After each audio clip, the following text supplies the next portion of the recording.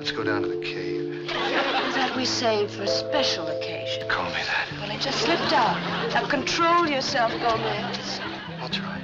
Carolyn Jones, the name that once made Hollywood bow in admiration with the legendary role of Morticia Addams. But behind the bright lights, Carolyn hid a secret so dark that no one could have guessed. Few people knew that she was silently fighting a private nightmare. And it was only when her body was exhausted on a fateful flight that everything broke out. She vomited blood on the plane, forcing doctors to perform emergency surgery. And what they found on her body exposed the dark secret that Carolyn had tried to keep hidden for nearly 40 years. Perhaps very few of us know this truth. Come on, let's join us on a journey to discover her secret. Carolyn Jones, born on April 28, 1930 in Amarillo, Texas, began a seemingly normal life but contained countless hidden pains. Little Carolyn grew up in a simple working-class family. Her father, Mr. Julius Alfred Jones, was a barber, and her mother, Mrs. Chloe Jeanette Southern, was a traditional housewife, devoted to her family. But while it was thought that a simple home would bring peace, the reality was completely opposite. Her parents were always in a state of stress, especially during the Great Depression, when the financial burden weighed heavily on her father's shoulders. Unable to bear the pressure, he made a cruel decision to leave the family in 1934. And that became an early shock that left a scar in Carolyn's young soul that never healed. Not only lacking in material things, her mother, who had struggled with agoraphobia, now had to cope with poverty while raising her daughter, making life increasingly suffocating. With no other choice, mother and daughter were forced to move to her grandparents' house. The already cramped house became even more suffocating, and worse, she had to endure his temper and mental violence, sudden rages that left her in a constant state of fear. In addition, Carolyn suffered from chronic asthma, often having to stay in bed for weeks, isolated from the outside world. However, it was during those long days of solitude that she found her small joys, books, music, and Hollywood magazines. From then on, a dream was kindled in her, to escape from the dark reality to enter the glamorous world, a place full of charm, brilliance, and countless opportunities. In that dream world, she was no longer a sickly girl, but a shining star on the silver screen. From that silent desire, she began to nurture the dream of one day becoming a real movie star.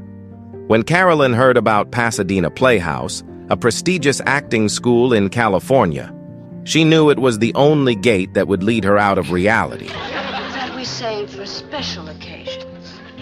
Boobula. At the age of 17, Carolyn Jones left her painful past and packed her bags for California with one goal in mind: to become an actress. In 1947, she was accepted into the Pasadena Playhouse, the birthplace of Hollywood legends.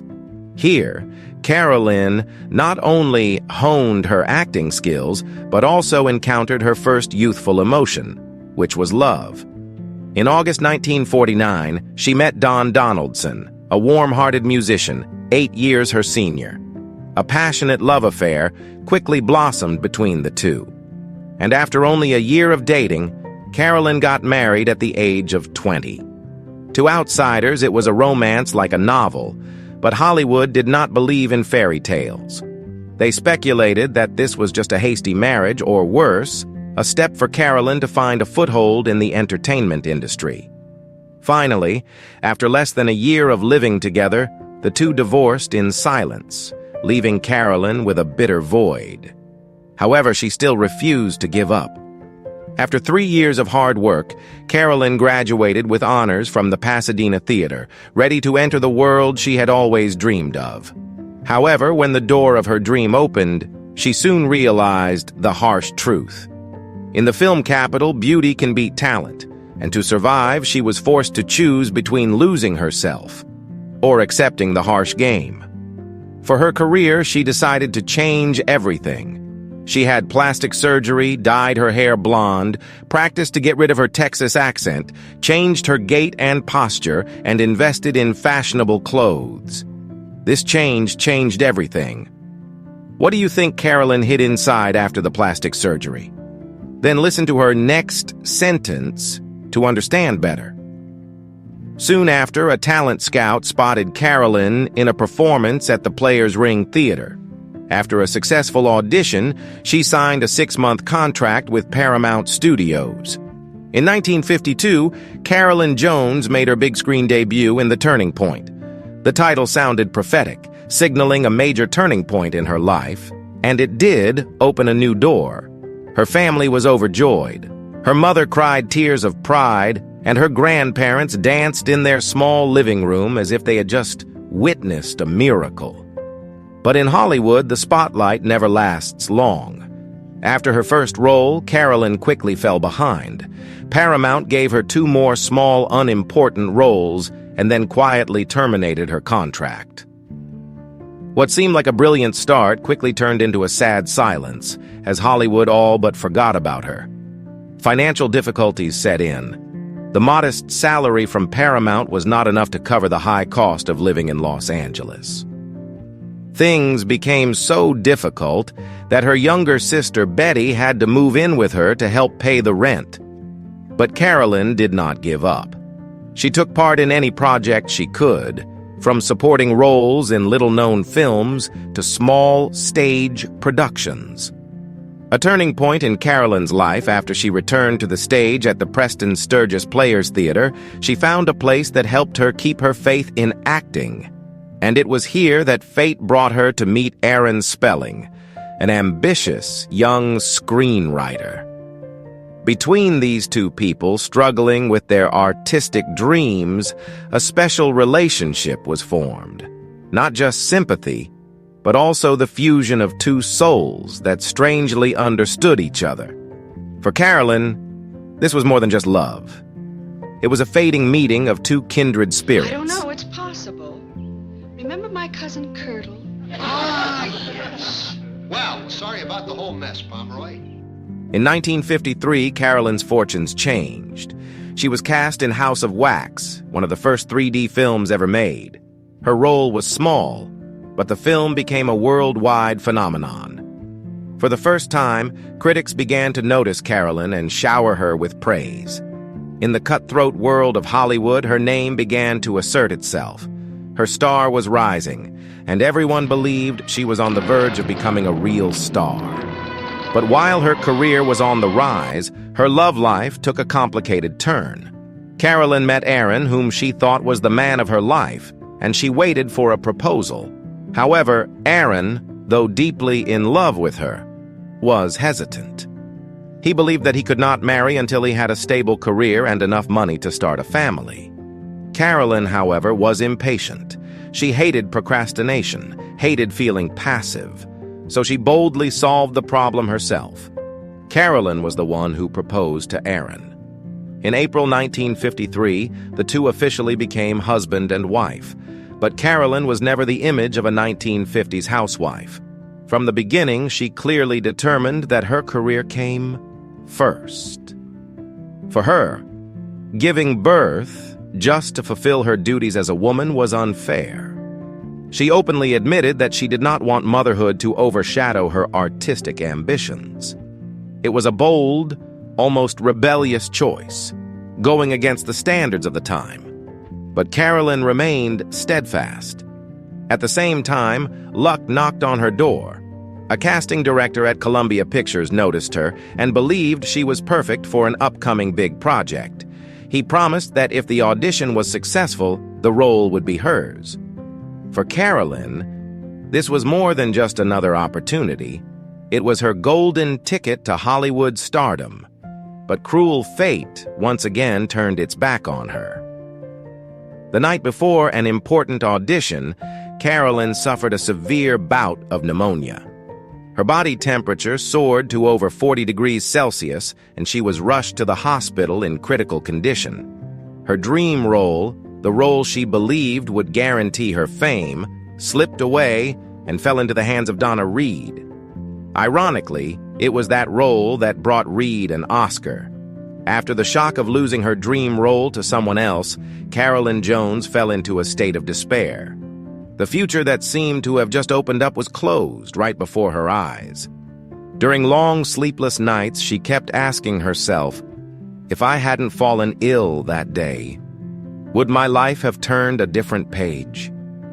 That torment haunted Carolyn to the point that she believed her dream of becoming a star had slipped away from her forever.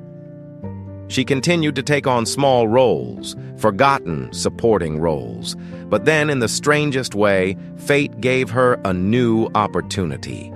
During an audition for a seemingly unimportant film, Carolyn decided to do something bold. Cut off her gentle blonde hair, dyed it jet black, and transformed herself into a cold, attractive image. That transformation changed everything. She only appeared on screen for 8 minutes, but it was 8 minutes that made all of Hollywood turn their heads. Critics praised her endlessly. The press hounded her, and the unexpected happened. Carolyn Jones was nominated for an Oscar for Best Supporting Actress. On Oscar night, Carolyn sat anxiously waiting for her name to be called. But instead, the victory belonged to Morticia Addams. Carolyn left the cinema under the sparkling lights, carrying the honor of being recognized, even though she did not win. However, that night instilled a new determination in her.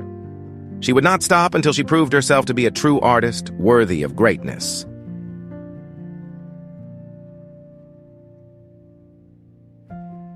In 1958, Carolyn Jones continued to move closer to the Hollywood spotlight when she was chosen to co-star with Elvis Presley in King Creole, the king of rock and roll's last film, before he enlisted in the Army. This was a golden opportunity, a role that could take Carolyn's career to new heights. But as fate always followed her, right before filming the love scene with Elvis, Carolyn suddenly had a high fever of nearly 39 degrees C. Fearing that she would pass the disease on to her co-star, she asked to cut the kissing scene. Elvis laughed and joked, "It's okay. Maybe I'll be exempt from military service." That statement made the whole crew burst into laughter, dispelling the tense atmosphere. Despite this incident, King Creole became a great success and helped Carolyn affirm her position in the film industry. However, behind the bright lights of the box office, a bitter truth still exists. She is still boxed in strange, different supporting roles, characters that the audience remembers the face, but not the name. Carolyn does not accept that. And when she receives an invitation to participate in a new project, she strongly requests the role of the romantic female lead, a role that no one has ever believed she could take on. The remaining eccentric supporting role is given to Shirley MacLaine. Carolyn got what she wanted, but the price to pay was too high. The film failed at the box office, although critics praised it as one of the most delicate and emotional performances of her career. Artistically, she won. But commercially, Hollywood once again turned its back. And behind the stage, Carolyn gradually fell into a life of luxury and temptation. She and Aaron Spelling, then a famous screenwriter, built a lavish 13-room mansion, filling her closet with furs and jewels. To the public, Carolyn maintained a shining star image. But in reality, big scripts were scarce, and her name was rarely mentioned in the press. Meanwhile, Aaron's career was suddenly on the rise. He was emerging as one of television's most promising writers. The imbalance became painfully obvious. Once the center of attention, Carolyn gradually became a shadow beside her husband. Worse, Aaron began to have questionable habits, often leaving home at night with vague excuses. Gradually, trust eroded, and by August 1964, their marriage of more than a decade ended in divorce. At the age of 34, Carolyn Jones seemed to have experienced all kinds of loss. Her career stalled, her love life faded, and the Hollywood spotlight slowly faded. But when it seemed like everything was falling apart, fate gave her a fateful chance. An offer to act in a TV series, which Carolyn had previously considered a setback, suddenly made her hesitate.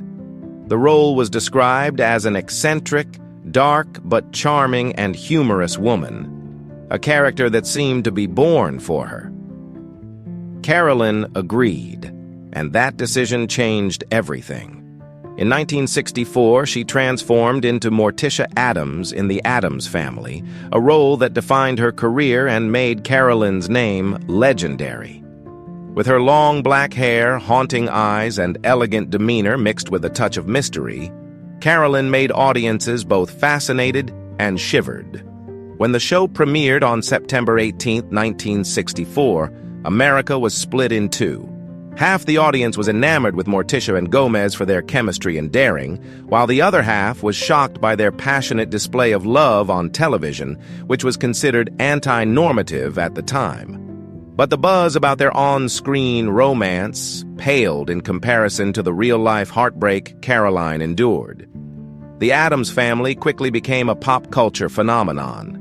At 35, Carolyn shot to A-list stardom with millions of devoted fans.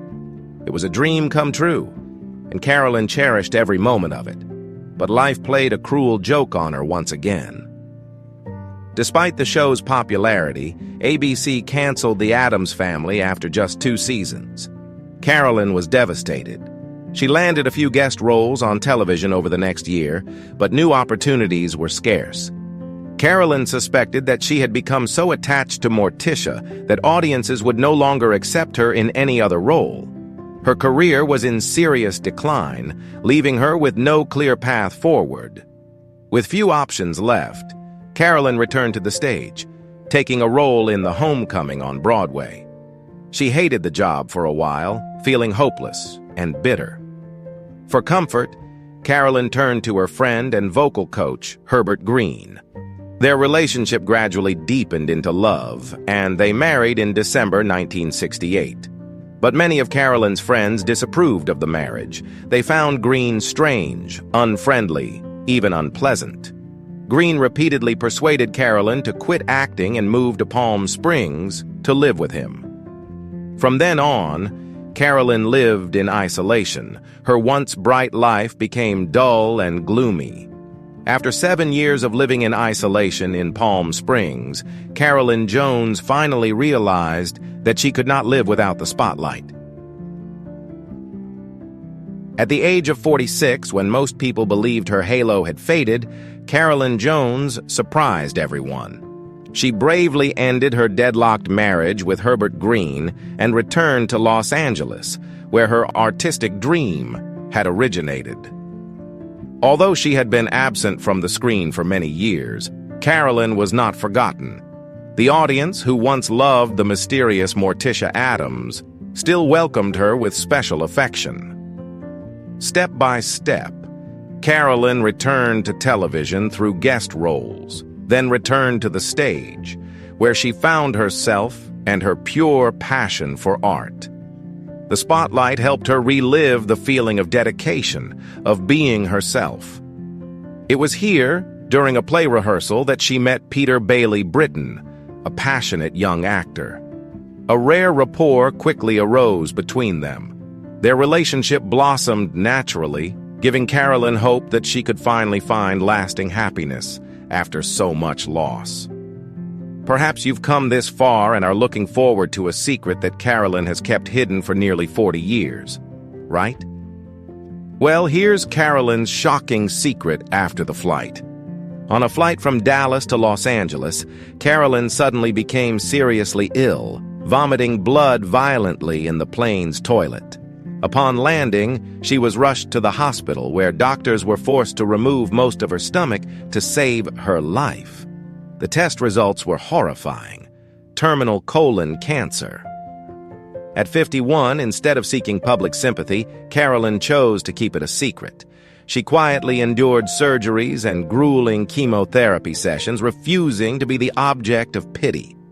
After her condition temporarily improved, she made a strong comeback on the screen in the capital of long-running television. For Carolyn, acting was more than just a profession.